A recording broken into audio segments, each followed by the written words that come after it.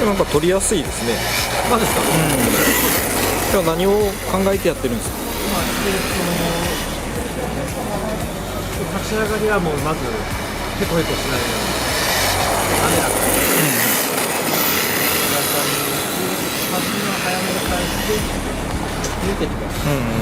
そうしたと着地をちょっと意識して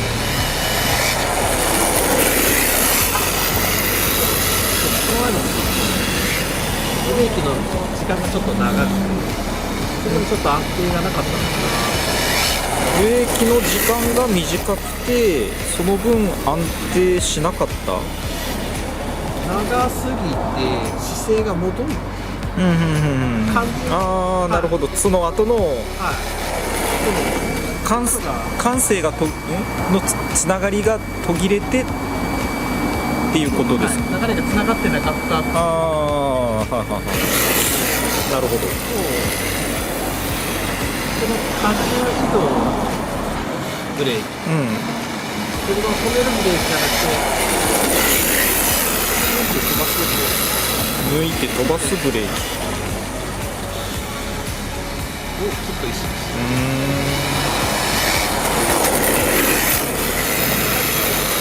ただ次がつながりやすいんで、ちょっと着地が下手くそなんで着地ができなかった時が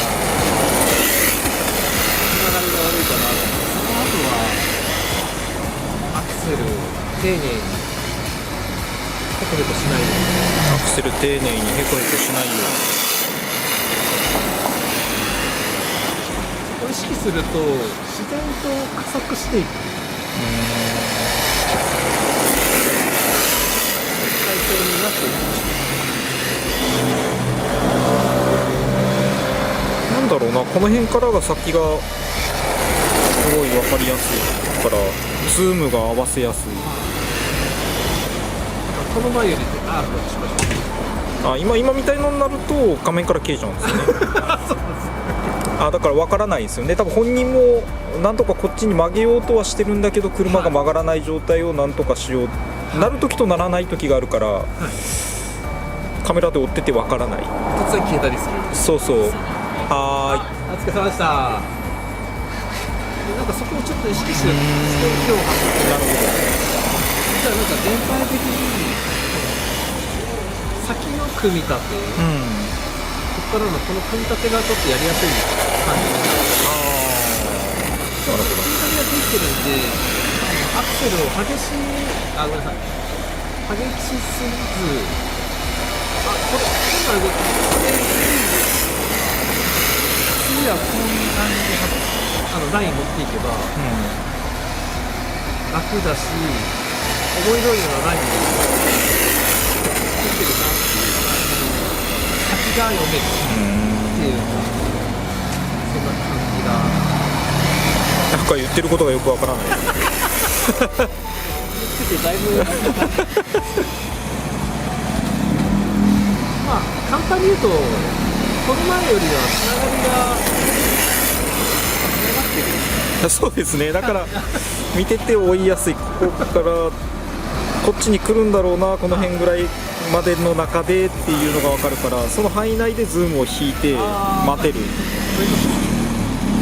ぐーっと寄ってもここで入るからここで待てばいいなっていう。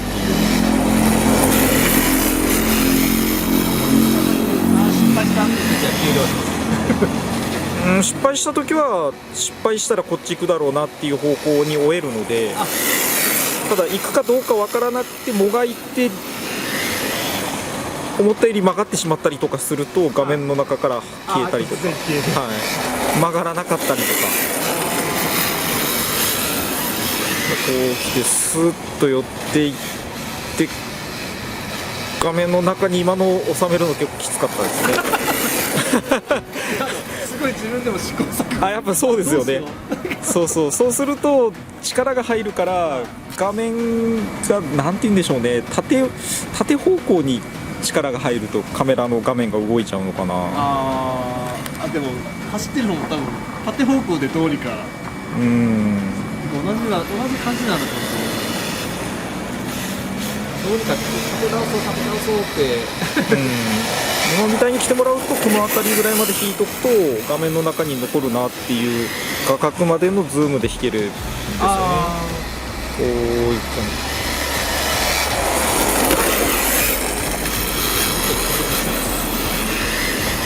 立ち上がり良かったですもんね。立ち上がりが良かったんで、ほらほら、そういうのになるとで慌てて追うと手ブレ補正が邪魔するんですよね。そうだから唐突に画面を動かさないで画面の中に入れようと思うとズームで引いてあげてちょっと画角を広くして、なんとか入れる、そうっていう感じでするんですけど、それに入りきれない。ズームもパッと引いたら、そう早く引くと見てて見にくくなっちゃうので、俺がよくやってるやつ。そうズームも全ての動作を滑らかにしないと気持ち悪くなるので、その中で走っていただくのが一番ありがたいですよね。あ、いいですね。あ、いいですね。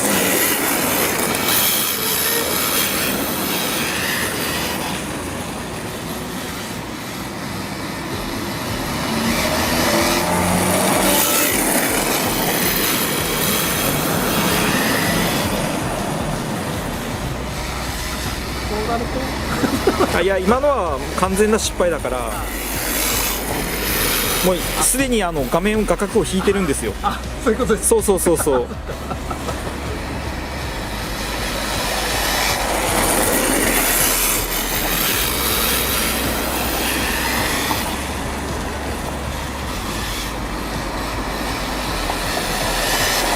っと今姿勢作りきれなかったけど、その中で曲げようっていう動作をしてもらうと追えますね。今みたいなのは追えない。ちょっと突発的な、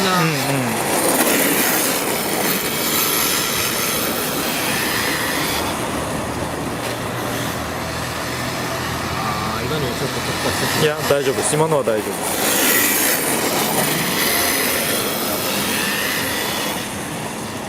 じゃあ車の流れが残ってれば、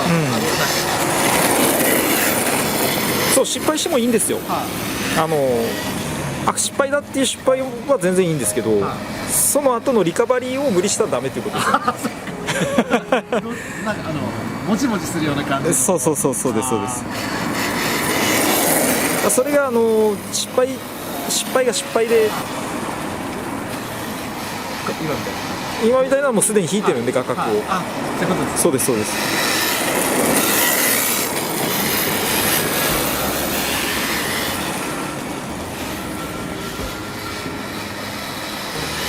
多分一緒に走ってても一緒だと思いますけどね。例えばこれの後ろを走ってると思った時に、前が明らかにミスって、そこからのリカバリーがどうするかわからなかったら寄せていけねえないですよね。でもまあミスったけどこれ持っていってくれるだろうなっていうコントロールをしてくれれば、そこから寄せていけますよね。